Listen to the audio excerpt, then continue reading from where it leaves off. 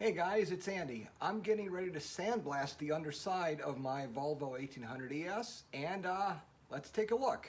So as we can see, I have the front crossmember out and let's take a look at. So I guess let's start off with how I plan on building the sandblast tent and what area I plan on dealing with. So as you can see, I have these pieces of wood. These are going to go over the car where I will drape the plastic sheathing. Then in front of the car, I made this sort of scaffoldy frame thing that holds these two furnace filters.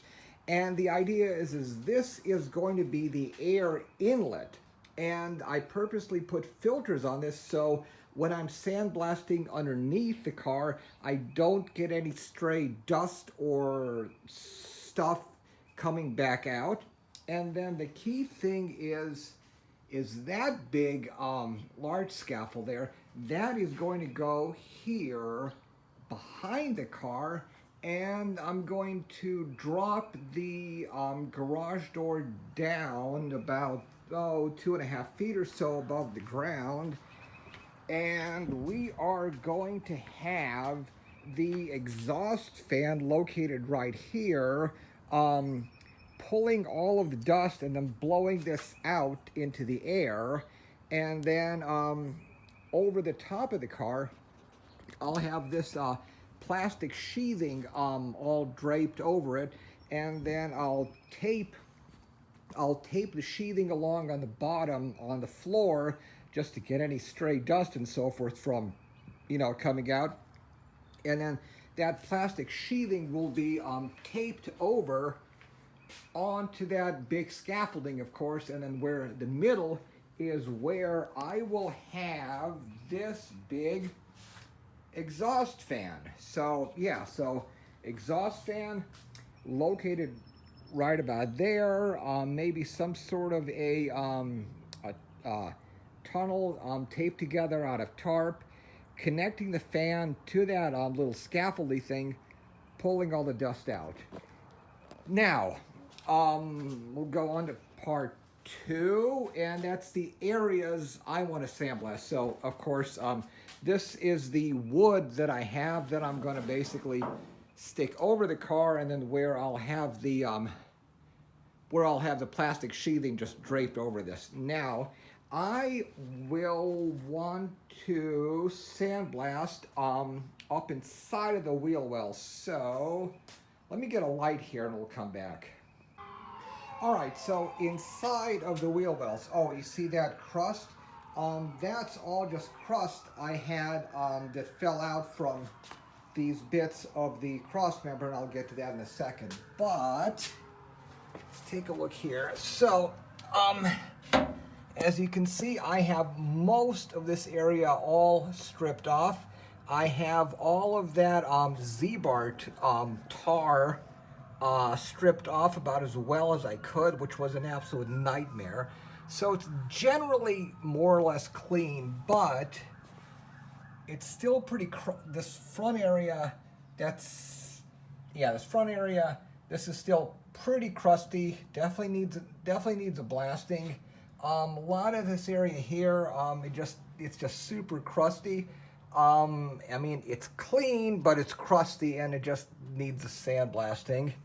And then there's that area I welded up. The front end of this was rotted out. So I'll do a follow-up video of this where I go over how I repaired this area there. So going to sandblast this area, and then this crusty bit's there. And then mostly I want to sandblast the inside of the engine bay and get the whole engine bay all prepped for paint.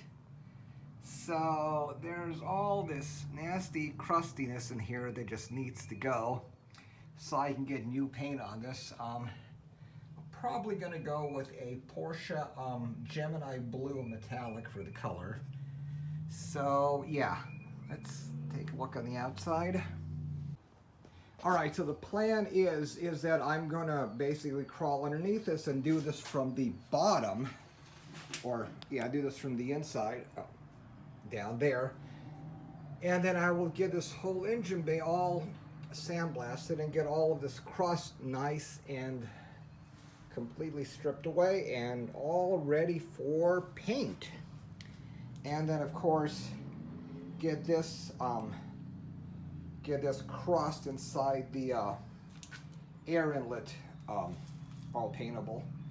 So okay, yeah, now let's take a look at the Crossmembers. So I spent like a month stripping this Z-bar tar off this car. So this car had like, I don't know, places it was like almost a ½ inch thick of this horrible tar, and that was just a nightmare stripping all this off. But even after all that work, there's still bits of tar left over, so that was one of the reasons why I had to pull this out. Yeah, and there was a lot of dirt in these areas there. So yeah, it wasn't super bad pulling it out. It's just 2 bolts back there and 1 in the front, and it basically drops with a transmission jack. So yeah, going to go ahead and clean up, pull the control arms, all that stuff off, get this guy cleaned up. I am going to 3D scan this in super detail so I can have a really accurate model, because in the future I plan on doing some upgrades to this. Yeah, so initially I think I'll probably just reinforce the shock tower, and maybe I'll move the control arm attachment point up a little bit. I need to model this up in CAD to get a better idea of the suspension geometry. So there's the Crossmember. Now here is my sandblaster I'm going to use. This is just a Harbor Freight pressure pod blaster that I'm borrowing. So yeah, it should work all right for the relatively limited amount of area that I'm blasting. And I am going to use this stuff.